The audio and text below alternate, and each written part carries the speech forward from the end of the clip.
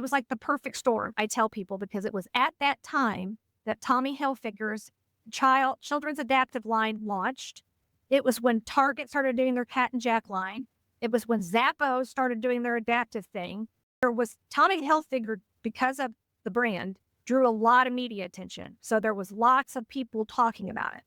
So me being me, I'm like, I'm going to just call all these people and talk to them about my research because we should be friends because we're all doing the same thing. So I literally stalked Mindy Shire that did the work with Tommy Hilfiger and Runway of Dreams. I found out who the person was at Zappos that was running the adaptive team, stalked them.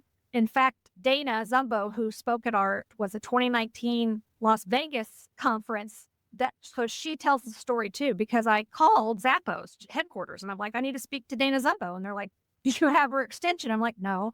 And they said, well, we don't just we're not just give you her line. We'll take a message. And so I'm like, fine. So I left a message thinking I'd never hear from her. She called me the very next day and we have stayed connected since then. Mindy and I have stayed connected. I have tried to reach out to every single person that I have found out about that's working in this space because I can't do it all. There's no way. I don't have the capacity. I can't do all the different types of research. I'm not that brilliant. I don't have enough time. There's plenty of it to go around. So we need to have this kind of coalition of people.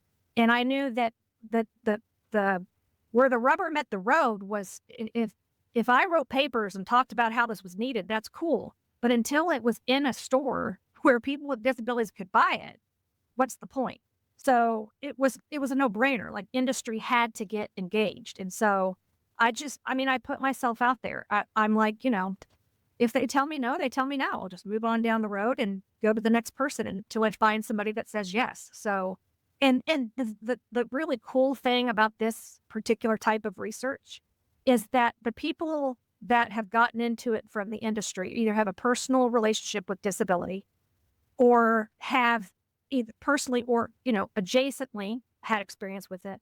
And when we find somebody else that we know has that same passion for the issue, that's not just trying to take advantage of an underserved and underrepresented population, which we know happens a lot,